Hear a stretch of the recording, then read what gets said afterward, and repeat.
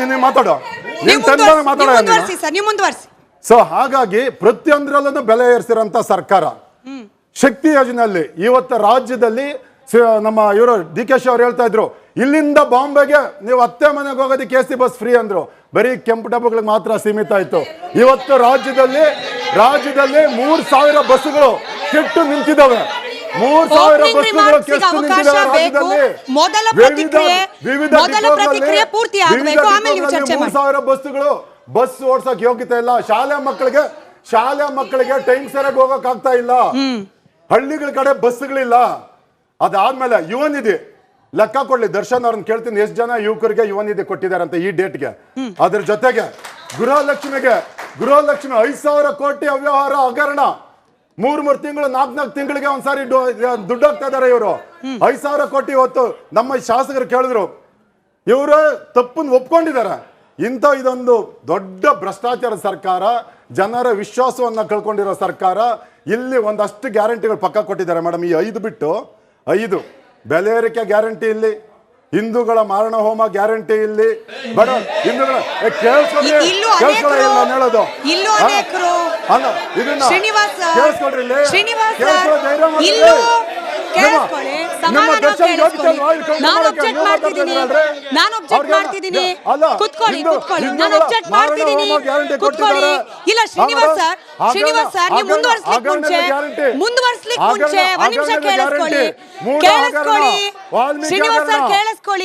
ಅಲ್ಲೂ ಹಿಂದೂಗಳಿದ್ದಾರೆ, ಇಲ್ಲೂ ಹಿಂದೂಗಳಿದ್ದಾರೆ.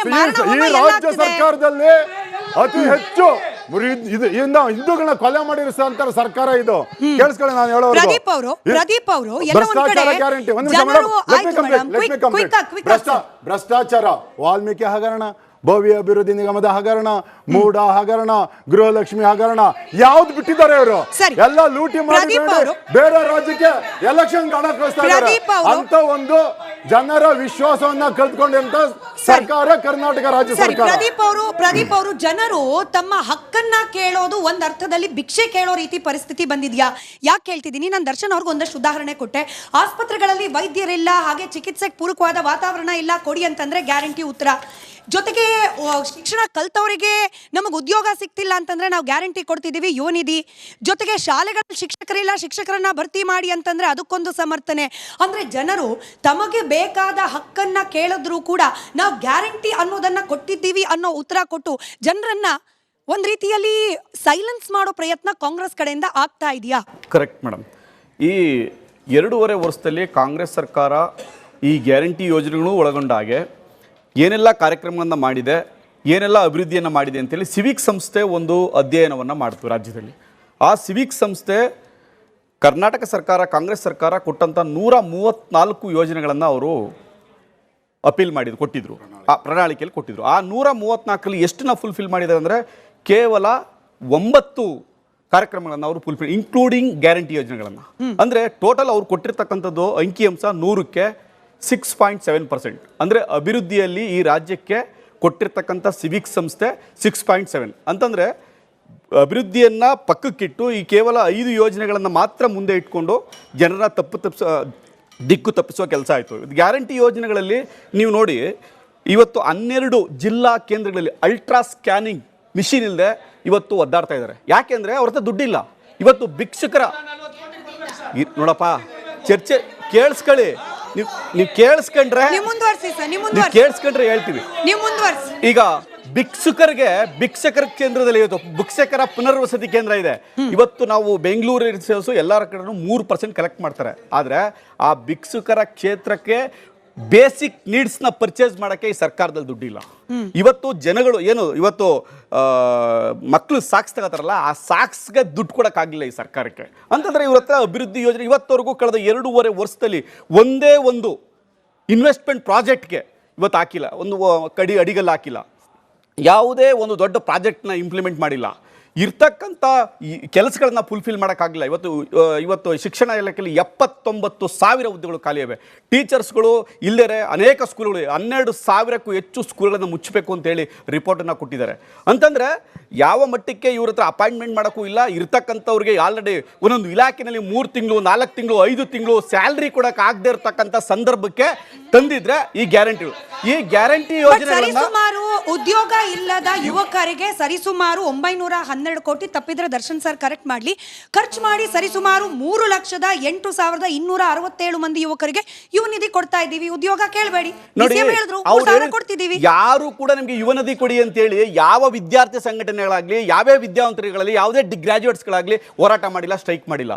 ಅವ್ರು ಕೇಳ್ತಾ ಇರ್ತಕ್ಕಂಥದ್ದು ಉದ್ಯೋಗ ಕೊಡಿ ಅಂತ. ನಾವೇನು ವಿದ್ಯಾವಂತರಾಗಿದ್ದೀವಿ ಆ ವಿದ್ಯಾವಂತರಿಗೆ ಸಮನಾಗಿ ಆ ವಿದ್ಯಾರ್ಹತೆಗೆ ಸಮನಾಗಿ ನೀವು ಎಂಪ್ಲಾಯ್ಮೆಂಟ್ ಜನರೇಟ್ ಮಾಡಿ ಯಾವ್ದು ಮಾಡಿದ್ದಾರೆ. ಇವತ್ತು ಇಲ್ಲಿರ್ತ ಬೆಂಗಳೂರಿಗೆ ಒಂದು ಕಂಪನಿ ಬಂದರೆ ಆ ಕಂಪನಿ ಆಂಧ್ರ ಪ್ರದೇಶಕ್ಕೆ ಹೋಯ್ತು ಅಂದರೆ ಪ್ರಿಯಾಂಕಾ ಖರ್ಗೆ ಅವರು ಸರಿಯಾದ ಕ್ರಮವನ್ನು ತೆಗೆದುಕೊಳ್ದೇನೆ, ಅವ್ರು ಸರಿಯಾದ ಆಶ್ವಾಸನೆಯನ್ನು ಕೊಡದೆ, ಅವ್ರಿಗೆ ಸರಿಯಾದ ಮಾಹಿತಿಯನ್ನು ಇನ್ಫ್ರಾಸ್ಟ್ರಕ್ಚರ್ನ ಕೊಟ್ಟಿದ್ರೆ ಆ ಕಂಪನಿಯಲ್ಲಿ ಹೋಗ್ತಾ ಇರಲಿಲ್ಲ. ಇವತ್ತು ಆ ಕಂಪ್ನಿಯಲ್ಲಿ ಹೋಗಿದೆ. ಇವರು ಬೆಳಿಗ್ಗೆ ಎದ್ದು RSS ಬಗ್ಗೆ ಇದ್ರ ಬಗ್ಗೆ ಚರ್ಚೆ ಮಾಡ್ಕೊಂಡು ಕೂತಿದ್ದಾರೆ ಹೊರತು ಈ ರಾಜ್ಯವನ್ನು ಅಭಿವೃದ್ಧಿ ಮಾಡೋದ್ರ ಬಗ್ಗೆ ಏನ್ ಮಾಡಿದ್ದಾರೆ? ಇವತ್ತವರೆಗೂ ರಾಜ್ಯದ ಯಾವುದೇ ಒಬ್ಬ ಸಚಿವರು ಕೇಂದ್ರದ ಯಾವುದೇ ಸಚಿವರ ಜೊತೆ ಚರ್ಚೆ ಮಾಡಿಲ್ಲ. ಯಾವ ಪ್ರಾಜೆಕ್ಟ್ ಬೇಕು ಅಂತ ಹೇಳಿಲ್ಲ. ಇವತ್ತವರೆಗೂ ಮುಖ್ಯಮಂತ್ರಿಗಳು ಕಳೆದ 2.5 ವರ್ಷ 100 ಬಾರಿ ಭೇಟಿ ಮಾಡಿದ್ದಾರೆ ಕೇಂದ್ರಕ್ಕೆ. ಆದ್ರೆ ಒಂದೇ ಒಂದು ಯೋಜನೆಯನ್ನ ಒಂದೇ ಒಂದು ಕಾರ್ಯಕ್ರಮವನ್ನು ಇಟ್ಕೊಂಡು ದೆಹಲಿಗೆ ಹೋಗಿಲ್ಲ. ಕಳೆದ 2.5 ವರ್ಷದಲ್ಲಿ 100ಕ್ಕೂ ಹೆಚ್ಚು ಬಾರಿ ಮುಖ್ಯಮಂತ್ರಿ ಮತ್ತು ಉಪಮುಖ್ಯಮಂತ್ರಿಗಳು ದೆಹಲಿಗೆ ಭೇಟಿ ಕೊಟ್ಟಿದ್ದಾರೆ. ಕಾರಣ ಏನು? ಯಾರಾದ್ರೂ ಪ್ರಧಾನಮಂತ್ರಿ ಭೇಟಿ ಮಾಡಿದಾರ? ಹೋಮ್ ಮಿನಿಸ್ಟರ್ ಭೇಟಿ ಮಾಡಿದಾರ? ಸಚಿವರುಗಳು ಭೇಟಿ ಮಾಡಿದ್ದಾರೆ ಪ್ರದೀಪ್ ಅವರೇ, ಯಾರು ಭೇಟಿನೇ ಮಾಡಿಲ್ಲ ಅಂತಲ್ಲ. ಸಚಿವರುಗಳು ಭೇಟಿ ಮಾಡಿದ್ದಾರೆ. ಎನಿವೆ ಇಟ್ನಾಳ್ ಸರ್ ಕುರ್ಚಿಗೋಸ್ಕರ ಇಟ್ನಾಳ್ ಸರ್ ಗ್ಯಾರಂಟಿಗಳ ವಿಚಾರಕ್ಕೆ ಬರ್ತೀನಿ. ಇಟ್ನಾಳ್ ಸರ್ ಗ್ಯಾರಂಟಿಗಳ ವಿಚಾರದಲ್ಲೇನೆ ಮಾಧ್ಯಮದವರ ಅಬ್ಸರ್ವೇಷನ್, ವಿರೋಧ ಪಕ್ಷ ಕೂಡ ಇದಕ್ಕೆ ಕೆಲವೊಂದು ಸತಿ ಪೂರಕವಾಗಿ ಮಾತನಾಡಿದೆ.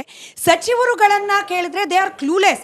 ಲಕ್ಷ್ಮೀ ಹೆಬ್ಬಾಳ್ಕರ್ ಅವರಿಗೆ ಅವರ ಇಲಾಖೆಗೆ ಸಂಬಂಧಪಟ್ಟ ಗೃಹಲಕ್ಷ್ಮಿ ಯೋಜನೆಯ 2 ಕಂತು ಹಣ ಬಂದಿದೆಯಾ ಇಲ್ವಾ ಗೊತ್ತಿಲ್ಲ. ಅಕ್ಕಿ ಅನ್ನಭಾಗ್ಯ ಯೋಜನೆ ಸಂಬಂಧಪಟ್ಟ ಇಲಾಖೆಯ ಮಿನಿಸ್ಟರ್ಗೆ ದುಡ್ಡೆಲ್ಲಿದೆ ಗೊತ್ತಿಲ್ಲ. Ministers clueless. ಶಾಸಕರು ಅನುದಾನದ ಕೊರತೆ ಗ್ಯಾರಂಟಿ ನೇರವಾಗಿ ಕಾರಣ ಹೌದೋ ಇಲ್ಲೋ ಅದನ್ನ ಗಟ್ಟಿಯಾಗಿ ಮಾತನಾಡಲಿಕ್ಕೂ ಆಗದ ಪರಿಸ್ಥಿತಿಯಲ್ಲಿ ಇದ್ದಾರೆ ಅನ್ನೋ ಅಬ್ಸರ್ವೇಷನ್ ಕರೆಕ್ಟಾ ತಪ್ಪಾ? ಈ ಗ್ಯಾರಂಟಿ ಅನುಷ್ಠಾನದ ಬಗ್ಗೆ ನೀವೇನು ಮಾತಾಡಿದ್ರಲ್ಲ ಅದೆಲ್ಲವನ್ನು ನಾವು ನೋಡಿದ್ದೇವೆ. ಲಕ್ಷ್ಮೀ ಹೆಬ್ಬಾಳ್ಕರ್ ವಿಚಾರ ಆಗಲಿ ಮತ್ತು ಗೃಹಲಕ್ಷ್ಮಿ ಮತ್ತು ಅನೇಕ ವಿಚಾರಗಳ ಬಗ್ಗೆ there is a huge gap. ಅನುಷ್ಠಾನದಲ್ಲಿ ಸ್ವಲ್ಪ ಎಡವಟ್ಟುಗಳು ಆಗಿದ್ದಾವೆ. ಒಟ್ಟಾರೆಯಾಗಿ ಅನುಷ್ಠಾನ ಓಕೆ ಆದರೂ ಕೂಡ ಕೆಲವೊಂದು ಎಡವಟ್ಟುಗಳಾಗಿದ್ದಾವೆ. ಬಟ್ ಪ್ರಶ್ನೆ ಅದಲ್ಲ. ಪ್ರಶ್ನೆ ಈಗ ಇಬ್ಬರು ಮಾತಾಡಿದ್ರೆ ದರ್ಶನ್ ಮತ್ತು ಶ್ರೀನಿವಾಸ್ ಅವರು. ದರ್ಶನ್ ಹೇಳ್ತಾರೆ ಆ ಬದುಕನ್ನು ಕಟ್ಟೋದಕ್ಕೆ ಗ್ಯಾರಂಟಿ ಯೋಜನೆಗಳು ಸಹಾಯ ಮಾಡ್ತವೆ, ಬದುಕನ್ನು ಕಟ್ಟಿಕೊಡ್ತವೆ ಅಂತೇಳಿ. ಶ್ರೀನಿವಾಸ್ ಅವ್ರ ಬೇಡಿಕೆ ಏನಂದರೆ ಈ ಬದುಕನ್ನು ಹಸನು ಮಾಡಬೇಕು, ಇದು ಜನರ ಬದುಕನ್ನು ಗ್ಯಾರಂಟಿ ಯೋಜನೆಗಳು ಹಸನು ಮಾಡಬೇಕು ಅಂತ ಅಲ್ಲ. ಗ್ಯಾರಂಟಿಗೆ ಕಲ್ಪನೆನೇ ಬೇರೆ. ಗ್ಯಾರಂಟಿ ಯೋಜನೆಗಳು they are part of universal basic income. ಬೇರೆ ಬೇರೆ ದೇಶಗಳು ಕೂಡ ಇದು ಇದೆ. ಯೂನಿವರ್ಸಲ್ ಬೇಸಿಕ್ ಇನ್ಕಮ್ ಅಂದರೆ ಬಡತನ ರೇಖೆಗಿಂತ ಕೆಳಗಡೆ ಹೋಗಿ ಆ ಜನರಿಗೆ ಉದ್ಯೋಗ ಇಲ್ಲದಾದಾಗ ಅವರನ್ನು ಇನ್ನೂ ಬಡತನ ರೇಖೆ ಕೆಳಗೆ ಹೋಗದೆ